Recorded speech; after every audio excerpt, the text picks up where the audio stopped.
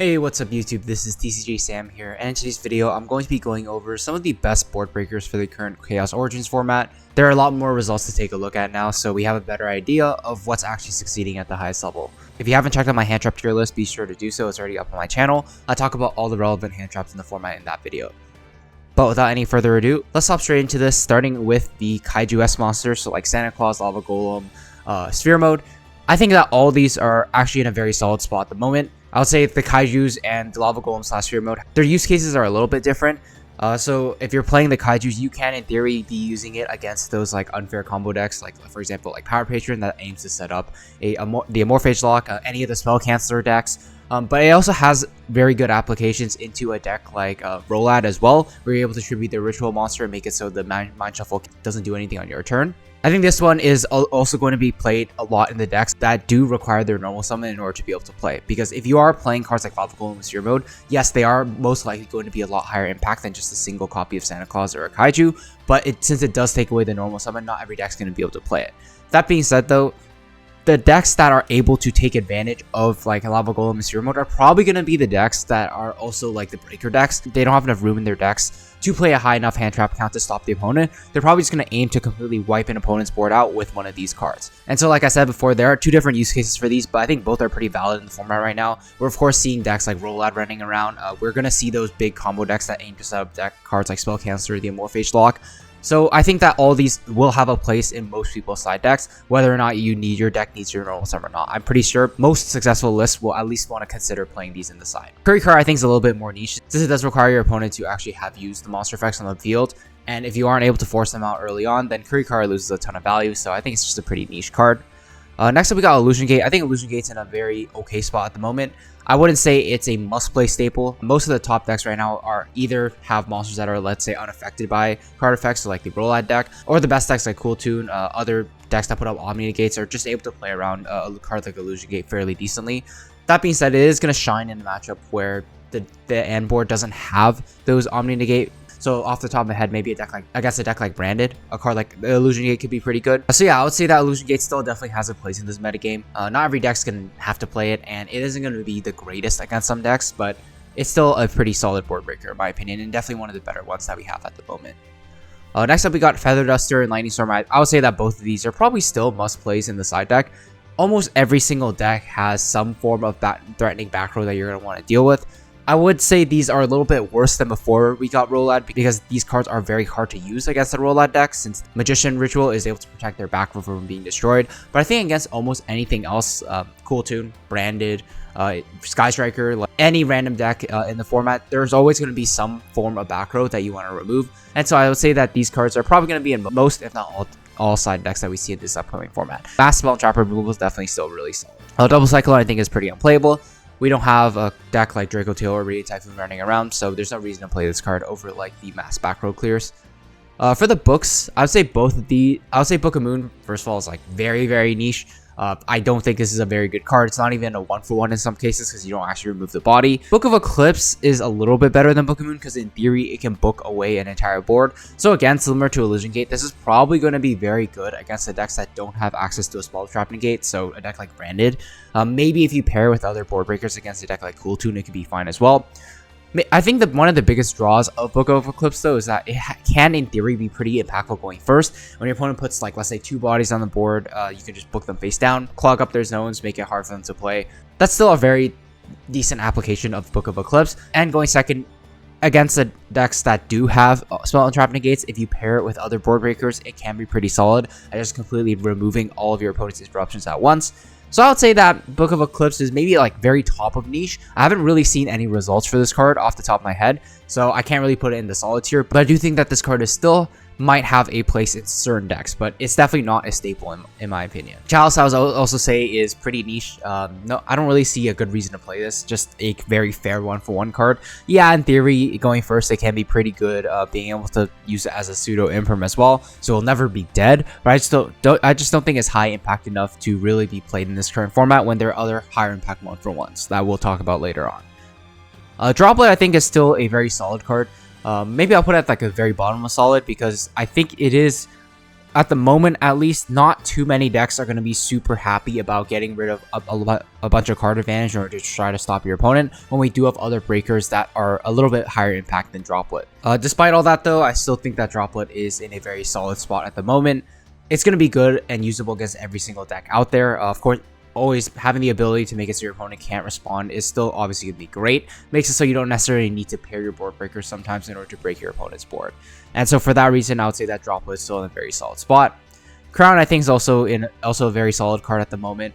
I think it's gone a little bit worse than before because in theory, it's supposed to be incredibly good against a deck like Cool Tune. And despite the fact that Cool Tune is still one of the best decks that we have in the format, there have been quite a few other decks that have been popping up that are pretty relevant too, and I think a lot of those decks are able to play around Crown fairly well. I don't think Crown is like 100% must play in your deck that is playing board breakers, but despite all that, I would definitely say that Crown is one of the better board breakers that we have at the moment. It's still one of the best 1-for-1s that we have in the game at the moment. Of course, it has those extra uses, being able to, let's say, keep your most important monster alive and most importantly keep you alive. If you're playing a deck that has incredibly good follow-up, well, Crown can be one of the best cards to include in your deck because it almost guarantees that you survive the turn. Next up, we got Evenly Matched. I think Evenly is in an interesting spot. I've seen players say, like, this card sucks. I've seen players say this card is really good.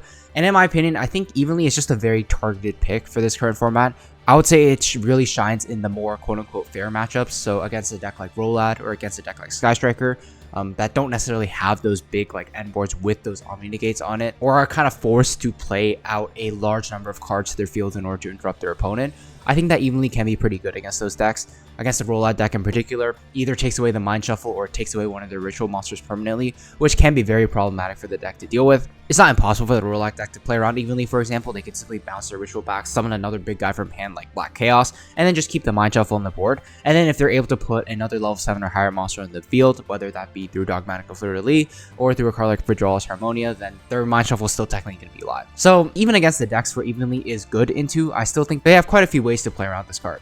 And so for all those reasons, I'll say Evenly probably goes to the very bottom of solid in my opinion. If you want a very targeted board breaker against those decks like Rollout or Sky Striker that you may be struggling against, I do think that Evenly can be pretty solid. I think the biggest problem with Evenly against Branded is that most of them are playing the Diabells, meaning if they summon it to their end board, Evenly isn't going to be able to do anything. Next we got Denko Sekka. I think Denko Sekka is pretty unplayable at the moment. I think the only deck you can even think about playing it in is Blitzclick because it is a Thunder monster. But even then, I don't think there's a deck where you would rather just lock down their back row and hope your opponent has no way to remove it, as opposed to just clearing out their back row with spell and trap removal instead. Next up, we got Super Poly. I'd say Super Poly is probably one of the best hand traps that we still have in the game at the moment. It's good into pretty much every single deck out there. Almost every single deck technically does have ways to play around this card, but just the presence of this card alone is going to force players to go into more suboptimal lines or force them to play in a way that respects this card and make their end board a little bit weaker. So just thinking about in the Cool Tune matchup, if your opponent sees you have Super Poly, even if you aren't playing Theseus, they still have to play as if you are, and so it makes it a little bit more awkward against those matchups. It's going to be great against a deck like Branded. It's going to be good against all the random rogue decks because of a card like Muddragon and Garua can just fuse into almost anything out there. We have so many good Super Poly targets now, especially with the inclusion of a card like Mixuzia as well. As long as you have the extra deck space, you're pretty much always going to be able to have a target to fuse into. Super Poly also has the added bonus of if you are playing one of those decks that is a fusion-based strategy, so like Branded, or if you're playing a deck like Fairy Tail, Super Poly is going to get extra value in those decks as well. I'll say the only caveat I have with Super Poly is that it isn't going to be very good against the Rollout deck because they are unaffected, and it's going to lose pretty hard to those hard floodgate monsters that people are playing, so cards like Spell Canceller or cards like the Amorphages. There are some weaknesses to Super Poly, and the fact that the best players are probably going to be very wary of this card and able to play around it well. But even then, I still think that Super Poly is just so high impact for just a single card that it's definitely a card that I would be playing if my extra deck can support it and if I choose to play Breakers. Next up, we got Spiritualism, and for those of you who don't know what this card does, you just target a spell or trap on the field, bounce it back to hand, and then you can't actually negate this card's activation. And so this is one cool way to remove Mind Shuffle specifically because it doesn't destroy the card. So the Magician isn't going to be able to protect it. It's basically the same as just removing the Mind Shuffle from the board for a single turn. Against decks that maybe struggle against Rollout, I think this is fine. In theory, it can be used to bounce like other back row as well, but just a 1-for-1 back row bounce doesn't seem very good unless that back row is going to be triggering multiple times per turn, so basically just Mind Shuffle. So while I do think that it has like a very decent application against the Rollout deck, I just don't think its use can be widespread enough for me to really say this card is any better than Niche. It basically is just that niche pick for if you want to target Rollout specifically, if your deck has trouble with it, I guess this card can be okay. Talents, I would say, is still definitely a must-play card. Hand traps are still running rampant in the format, so going first, going second, Talents is probably always going to be alive, and it's still just a super high impact card that almost every deck will want to take advantage. Thrust, I would say, is in a very solid spot. We have quite a few good spell and trap, normal spell and trap breakers, generic spell and traps to add off a card like Thrust. So Pot of Sloth, which I'll talk about in a little bit, is definitely one that comes to mind. Of course, you can add cards like Talents, Duster, Evenly even, or if your deck has really good spell cards in their engine, you can add that as well. I haven't really seen too much Thrust as of late because people will naturally just probably choose to play 3 copies of Pot of Sloth to try to draw into those power cards instead. But I would still say that Thrust is in a very solid spot because of the fact that it has very good applications, both going first and going second. Going second, I already talked about, but going first, I haven't really seen too many people do it, but still setting a powerful trap card like Different Dimension Ground, if you get hand trapped, is still very powerful in my opinion, and can be very hard for a lot of decks to deal with. So because of that flexibility, I'll say that Thrust is still in a very solid spot. Gordian Slicer, I think, is in a almost like unplayable spot at the moment. I really don't see a deck where Gordian Slicer is going to be very good into. I think maybe you can make the argument for Gordian Slicer against a deck like Rolad to bounce Mind Shuffle because it doesn't remove it from the field. But I think the cost of Gordian Slicer is just way too high for a lot of decks.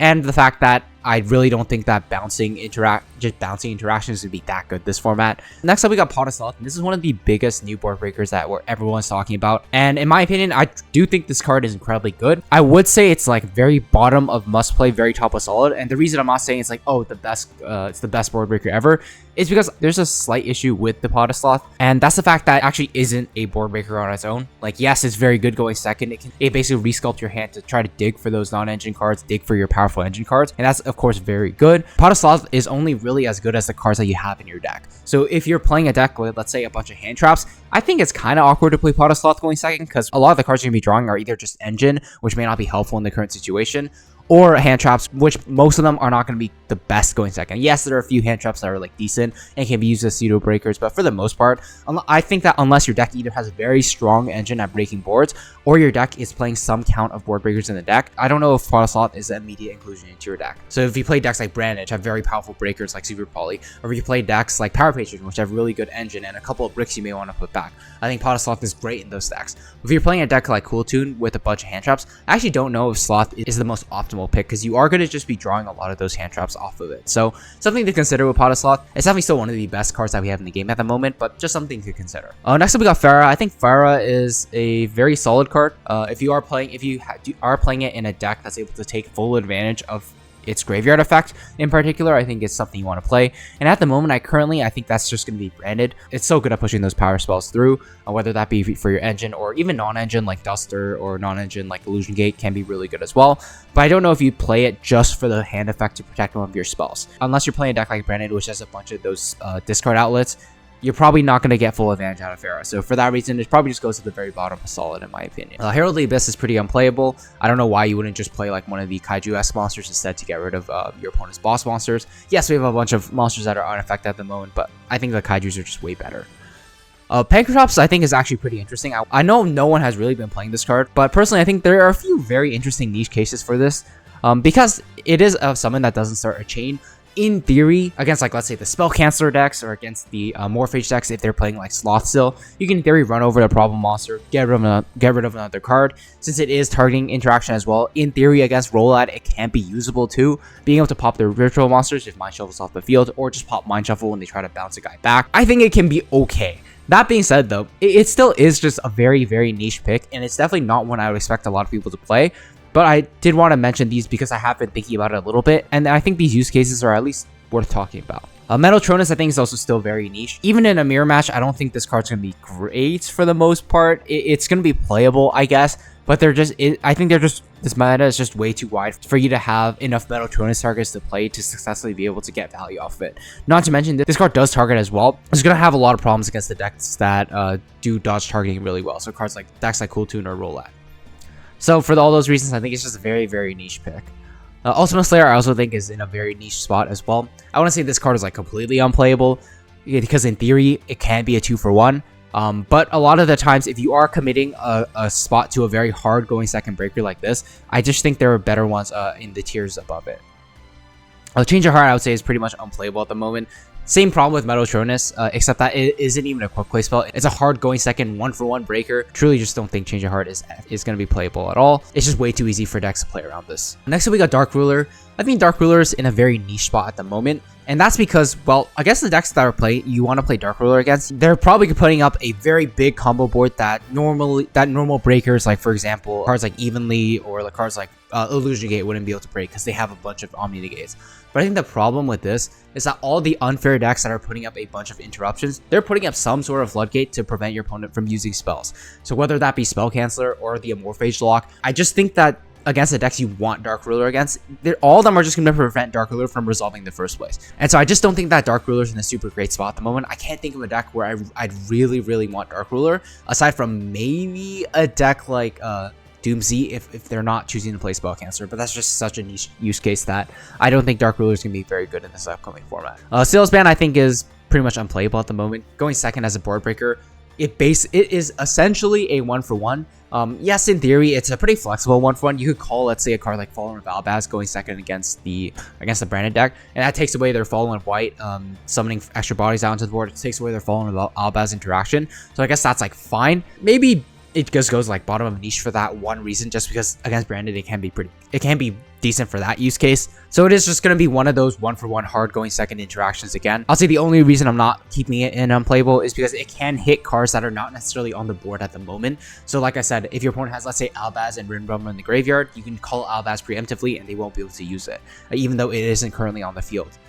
And so I guess for that reason, Salesman has like a little bit of a niche kit use case, but I just think they're way better cards to be playing at the moment.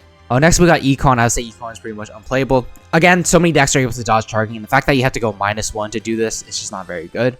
Vesper Gearsu, for those of you who don't know, basically it forces your opponent to send monsters down to like 4, 3, 2, or 1, and then some like effect applies based on that. I just think that this card is way too inflexible, and if it's only good against those super big combo decks, there are just way better cards you could be playing instead, like for example the Sphere Mode or the Lava Golem. So I would say Vesper Gearsu is pretty unplayable at the moment. Next we got Parabear Scare. I mean, I don't know why you'd be playing this in the advanced format when we have a card like Fallen Virtuous. Maybe the only argument I could see is like if you really don't have extra deck room and you really want a very flexible card both going first or going second, I suppose Parabear Scare is a little bit higher impact than something like Forbidden Chalice because it does remove the body. But that being said though, like there's no reason you should ever be playing this card if you have the ability to play Fallen Virtuous instead. And speaking of Fallen Virtuous, I still think that this is one of the best board breakers that we have in the game at the moment. I mean, even though this is just going to be a 1-for-1 removal, I think the fact that you're getting resources for the next turn is still just obviously going to be really good. So being able to send the Ecclesia Synchro on the follow-up as well to remove an additional card. This card is just, I think this card's still incredibly good in this upcoming format, even though we do have a bunch of cards that do dodge targeting pretty well. The fact they can hit monsters and spell and traps, like, it's just in a really good spot at the moment. Alright, so that's going to do it for this board breaker tier list. Let me know what you thought about in the comment section below. Do you think I missed any important board breakers? Do you agree or disagree with the list? Let me know in the comment section. I also noticed that only a very small percentage of you watching this video are currently subscribed. So if you found this video helpful or entertaining, then all I ask is you consider subscribing to the channel. It really helps keep me motivated to keep posting more videos like this, and it really helps the channel grow. I also want to give a quick shout out to Card Trader, which is an online marketplace where you can buy and sell singles, sealed products, card supplies. You can use my link in the description below and use code tcgsam to get 5% off your entire order while helping to support the channel, which I greatly appreciate. But with all that being said, I just want to thank you guys so much for watching, and I will see you guys in the next one.